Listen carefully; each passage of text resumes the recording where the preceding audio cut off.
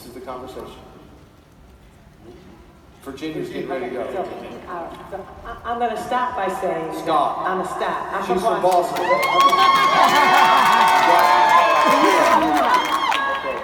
I want to start by saying that it is so imperative that the church, the people of God, have this conversation. Because we cannot be every tribe, nation, and tongue in heaven, but here on earth, it's segregated here on earth. Every tribe, nation, and tongue are not valued, and that our voices are not heard. So I think it has to start here. And who better to start with but youth leaders who are ministering to generations of young people who see things differently, who are living a very diverse reality than most of us are living, and who are showing us in some ways what this should look like. So we've got to get on board with this conversation. So I thank you, Reggie, for opening the table and allowing us to have this conversation. Good. That's good. Carlos? You know, I'd start off by saying the conversation we're having right here, I would challenge, I know that we're supposed to act like nobody's watching, but I would challenge everyone that's watching to go home and have this conversation. So go home, invite this conversation into your home, and begin to get uncomfortable. Because it's been uncomfortable for me for a long time. It's been uncomfortable for a long time. So since it has been uncomfortable, I have been able to play a little different role in the conversation because my father's a black Panamanian, and my mother is Mexican. So I'm offended all over the place, like every which way. And so for me, you know, it's very.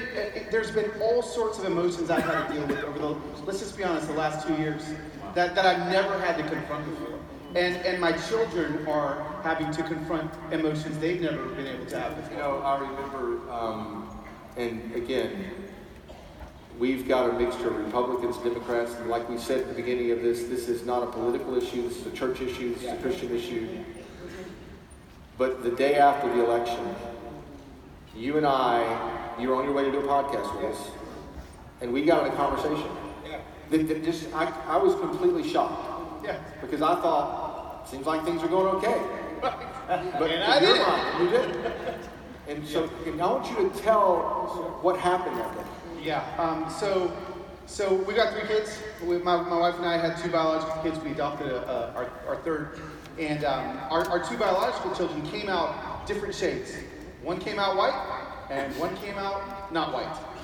And they're sisters, blood sisters and whatever. But I did not realize until the 2 days before the election what a different paradigm they were living in. And the evening that the results came in, my kids are 14 and 16. They don't watch the news. They don't, you know. My one daughter went to bed fine. I mean, she went to bed. She was going to go wake up the next morning just fine. My brown daughter secretly came to me with tears in her eyes. Said, "Daddy, I'm scared." And I said, "Baby, you don't have to be scared." And I'll never forget looking at her. I said, "Why are you scared?" She goes, "I'm just, everyone's just talking and saying all these things, and I'm so scared." And I looked at her, and this is what I had to tell her. I said, "Listen, I need you to know, your Tia Nancy, your aunt, your Tia Nancy, who lives in Pico Rivera, East LA, she voted for Donald Trump.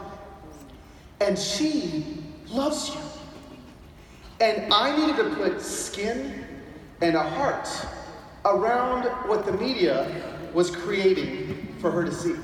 And so I needed her to see that it's not a Republican or a Democrat thing. It is a right or wrong thing. And she it's okay for her to feel those feelings she was feeling because they were real, they were palpable, and it was her truth. So yeah, I needed her to see that and know that her aunt, her tia, Nancy, Mexican, the one in East LA, she's a Republican and it's okay too, you know? One thing that you talked to me about, Lee, was the fact that in your story, you had to learn 2 worlds. In my story, I only had to learn 1 world. And the problem is you understand me in a way that I don't understand you. Talk about that for a second. I told Reggie, as a minority, you have to learn how to assimilate. In other words, that's a necessity as a minority, going into the majority environment and learning a language, learning a culture, learning all of the nuances of that culture. And by the way, that's a good thing because it makes you well-rounded. However, the majority culture, they don't have to assimilate. Many of them do, but a lot of them don't. But they don't because they don't have to. You can stay around the same people who look like you at the same schools, at the same church, listen to the same music, same political views, everything. The problem with that is you get to thinking that the way you think, your perspective, is the only perspective and is the right perspective. So when a person like that is confronted with truth, usually two things happen. They fight against it, viciously, or they humble themselves. And Reggie, you are part of that second group.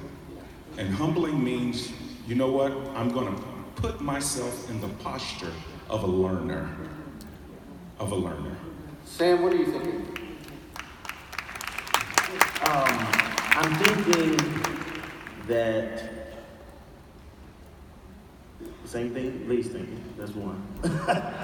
But two, I think one of the biggest issues that we're dealing with, I think it's twofold. And I want to talk about history for a second.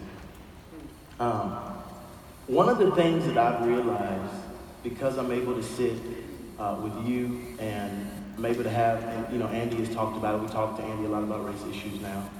And I sit with a lot of white leaders about this issue, and I think a lot of white people feel comfortable talking to me, which I'm honored for that, because I want to be a safe place where we can have these conversations. So I hear a lot of things. And I think one of the biggest disconnects that we have going on, and I'm going to say this in a general way and then kind of unpack it, is that I don't think all of my white friends see that there's a problem. And so what I mean by that is this, and it's connected to history. So one of the things I've learned is, so as a minority, we live out of our history. We live out of it because what happened 40 years ago, 50 years ago, 100 years ago, 300, whatever, it is still impacting us right now. It's every day I wake up, I'm dealing with what my ancestors dealt with. And I think with my white brothers and sisters, they go, well, they don't feel a connection to their history because it's not negative. And so what I try to get my white friends to understand so that we can get on the same page is that I am living in the result of my history, and so are you. You're living in America that you don't have to deal with all of these things. The average black family in America makes $30,000 a year. The average white family makes $100,000. Average. And so that speaks to the history, and that just didn't happen overnight. So that's one of the numbers. I was just going to say, Sam, that is so true. We have our opinions because our histories are different. Our experiences are different in general. And that's what we have to understand. We have to learn how to put ourselves in each other's shoes. If you marry a person, you don't marry that person. Let's just say a guy marries a girl. He said, oh my God, you're so beautiful. And then the woman says, I was sexually abused when I was 10 years old. Now, you don't think that guy would say, well, you know what, I don't want to hear about that. That's the past. I don't want to hear about that. Let's just concentrate on your beauty and the beauty of our relationship. I don't want to hear about the past. That's what people do racially. Our pain, when you accept us as a friend or as a person, you have to accept our pain too.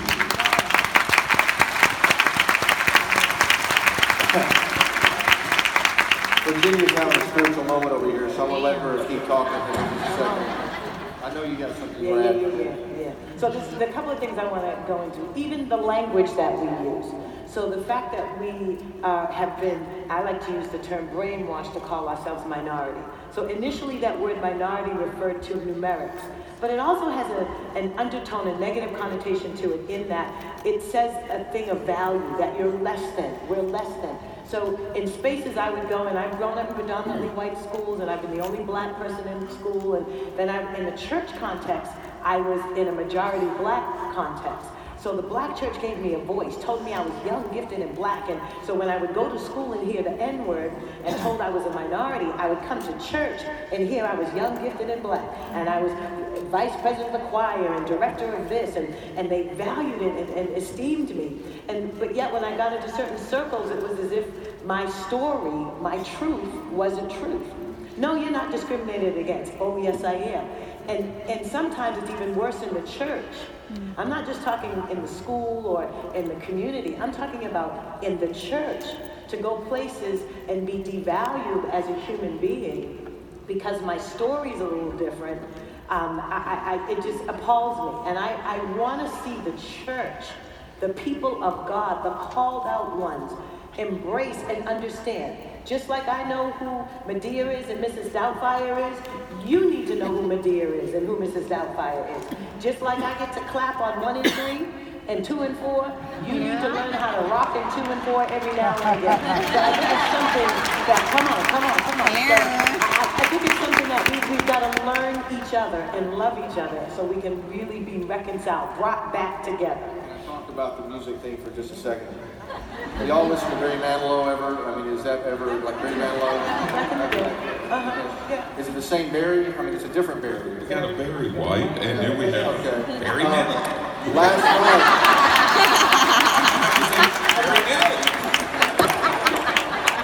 last night, when the Potter's house was up there leading worship. This morning. Was it this morning? Yeah. It all runs together. There were a lot of African Americans who ran up and started worshiping. And then the white leaders started slowly coming in. And I was watching this happen. And I was remembering what T.D. Jakes said to me about 2 years ago. He said, here's the problem. Black leaders don't think white leaders want to come to the party, and white leaders don't think they're invited. We've got to start acting like we're invited to the party. And we need you guys to know we want to be at the table. Does that make sense? We were up rocking, right? And Frank ran up to me, he said, I got you. And then Frank Bailey, he ran back, he said, I'm going to get some other white folk because we're going to not have all black people right up in front worshiping. Not going to have all Latino and black. And Frank went and got other people. So there has to be some white advocates too. Yes. The civil rights movement didn't become what it became without white people right front and center. And we need that now. Yep. We're gonna have to wrap it up here for a second. Got a big thing coming up here in just a second. Before we do that, I want you to tell white leaders, if you were to say to us, what do we do about this? I mean, this isn't simply, we were wrong, our relatives were wrong, we're sorry. I mean, what do you want us to do? I mean, because you say to me all the time, this can't be one on social media, it's got to be one in relationships. So tell us. And again, let me say this before he tells us this. One of the most important lessons I've learned as a leader is to submit to a leader who's of a different color. Because he's a Christian and he's a leader, and there are moments in this relationship where I have to lean in and say, you teach me. So for just a minute, teach us what we should do. Well, let me say this first, Reggie. A guy of your stature, it is very rare that a guy of your stature, who is white, who's a major Christian leader, would submit to a person like myself in a friendship, to even ask me, Lee, how do you feel about this? How did this make you feel? And you sat and you listened to me, Reggie. Just by you listening to me, just warmed my heart. I mean, I cried. Yeah. No, I'm serious. It is, and that is my first point. But I am guilty.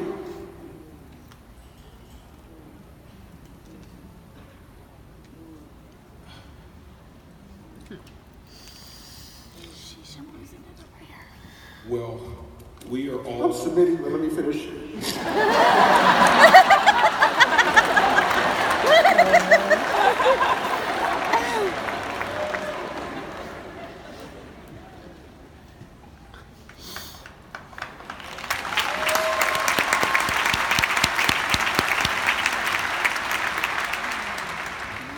There's so many of us in this room. So many of us. And a lot of us feel this way. We're sorry. And in that position, we want to say, tell us what to do.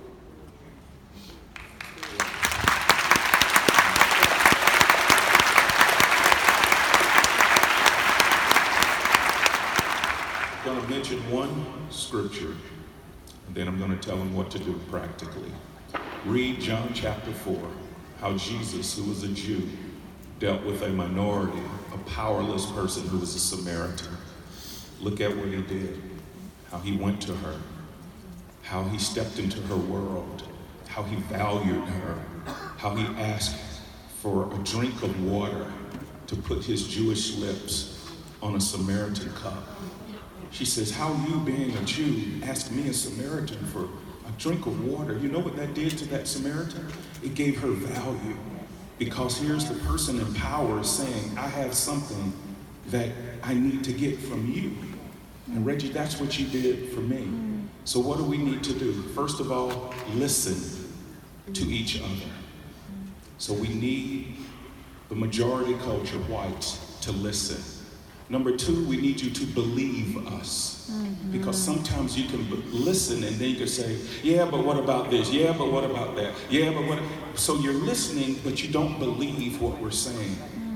Virginia's not crazy. Carlos is not crazy. Sam is not crazy. I'm not crazy. Dr. Martin Luther King is not crazy.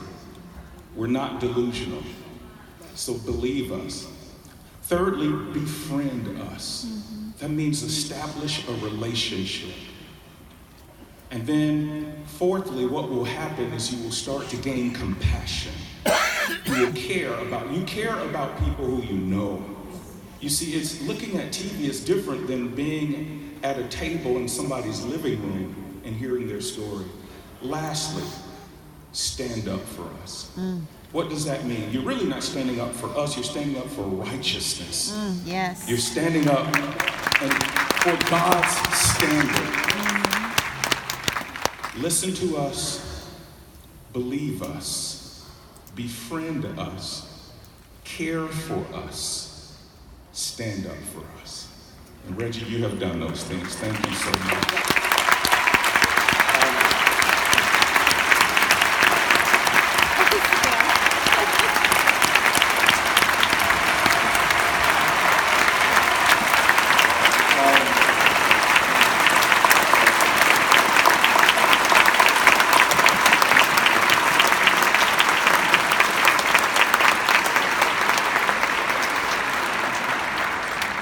Just remain standing for just a second, because before we dismiss, I want to do one more thing. I just don't want this moment to make us feel so great. We leave here and think we've done what we needed to do. I would love next year when you show up, that if you were to hand me your phone, and I were to look at your contacts, you're intentionally building relationships with people that are different and look different and think different.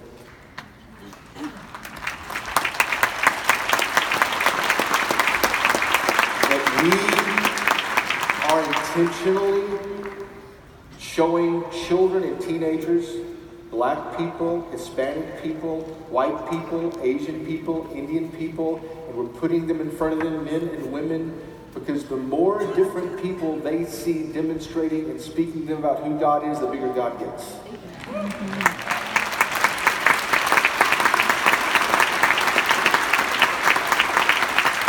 And we have to be intentional about doing this. And there's another man in the room that I want to introduce you to, who is absolutely, I think, a prophet in my life. I mean, if you're a mentor, he's kind of a prophet. He makes me nervous sometimes when I hear him speak, but when he speaks, there's truth in what he says, and he challenges me outside of my comfort zone. And Dr. Raphael Warnock is here today, and he is the pastor of Ebenezer Church, historic church here in Atlanta. He actually was voted recently as being one of the top 20 African-American leaders in the country. And I would like you to welcome him to the stage as he comes and he prays. And let's just pray over here for just a second. Come stand right in the middle of us, brother, and let's just pray. And let's just pray for all these leaders out here and that God will just do something unique in their churches. And thank you so much for being a part of this, Dr. Wayne. Thank you so much, Reggie. It's great to be here. Come on, give God some praise. Praise the Lord, everybody. Look, I grew up Pentecostal. You got to do better than that. Come on, give God some praise.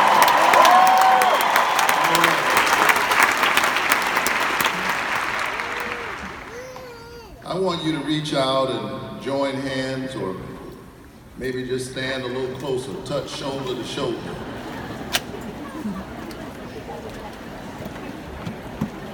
Let's get uncomfortably close.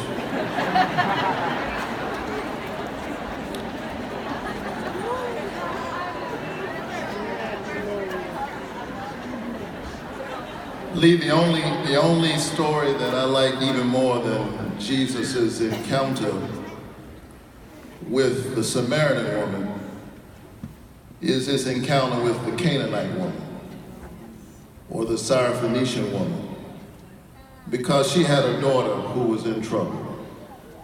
And he began to utter the orthodoxy. And the disciples pushed her away. The text says initially he didn't say a word, and then he said, it's not right to take the children's meat and give it to the dogs. Now that's a Jesus that makes us uncomfortable.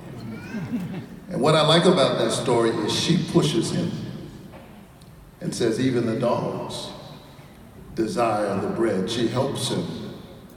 The text says that Jesus grew in wisdom and in stature and in favor with God and humanity.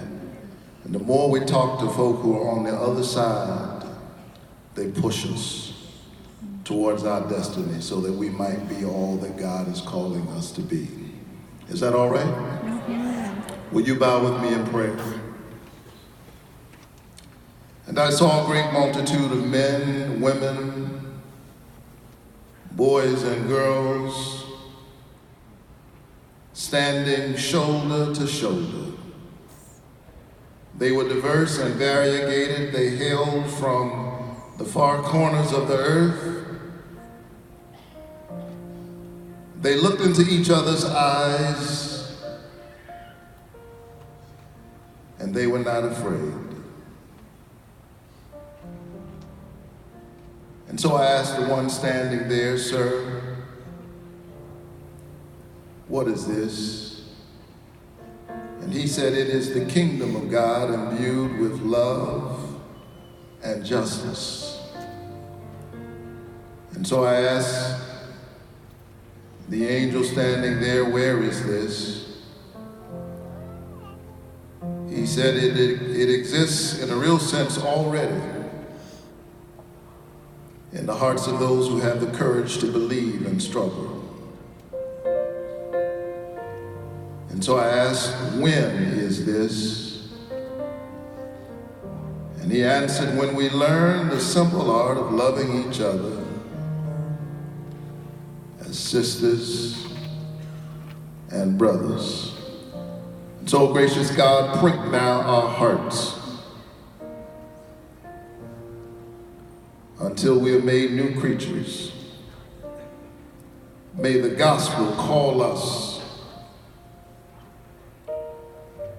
to a higher place. Prick now our hearts with the power of your gospel. In your first sermon, the text was from Isaiah, the Spirit of the Lord is upon me, because God has anointed me to preach good news to the poor, to open the eyes of the blind, to set the captives free, to preach the year of the Lord's favor, good news to the poor. And yet the studies show that Christians are more likely than any other group to blame the poor for their poverty. Get our gospel right. We preach that you are living water and that you are the light of the world. And yet 3 years after the disaster in Flint, Michigan, there's no clean water. We preach that you are the light of the world. Months after the disaster in Puerto Rico, where there are brown sisters and brothers, there are no lights. Calls us to ask why. You came to preach deliverance to the captives, and yet this nation filled with Christians and filled with churches is the incarceration capital of the world. Help us now to hear the gospel with new ears and to see each other with new eyes. And by this will they know that you are my disciples, because you have love one for another. Teach us how to love one another, and remind us that justice